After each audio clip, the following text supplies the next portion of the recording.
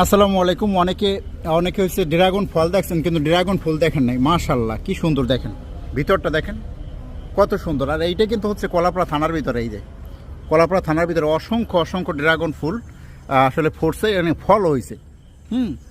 এই যে দেখেন, এটা দেখার একটা মানে অসাধারণ একটা সৌন্দর্য। ড্রাগন ফল দেখছি কিন্তু ফুল দেখিনি, আমি এই ফুল প্রথম দেখলাম। যারা দেখেন নাই তারা হচ্ছে এই ভিডিওর মাধ্যমে দেখে নিতে পারেন। এই যে ড্রাগন ফল, ও আসলে চাইলে আল্লাহ চাইলে সব কিছুই সম্ভব। আল্লাহ কিন্তু কি সুন্দর করে এই গাছগুলোকে একেবারে তাজা করে বানিয়ে দিয়েছে। আর এটাও হচ্ছে কিন্তু একবারে সেই আপনাদের এই কলাপাড়া থানার মধ্যে। এই যে কলাপাড়া থানা, এই কলাপাড়া থানার ভিতরে এত সুন্দর সুন্দর আসলে ড্রাগন গাছ লাগাইছে। ওই সাইড দিয়েও আছে, তবে একটা জিনিস আছে, বাইরে কুলে থাকলেও সরে খাইতে পারবেন না, সুযোগ আছে। থানার জিনিস তো নাও খাইতে। এই যে কি সুন্দর করে রয়েছে না, মাশাল্লাহ মাশাল্লাহ। আমি এই ড্রাগন ফল দেখছি কিন্তু ফুল দেখিনি। এই যে ফুল প্রথম দেখলাম, অসাধারণ ফুটছে, কি সুন্দর, বাহ বাহ, অসাধারণ অসাধারণ। এই যে কলি, এটা কলি, এই কলিটাই ফুল হয়ে ফুটবে এবং সেখান থেকেই হচ্ছে একটা ড্রাগন হবে।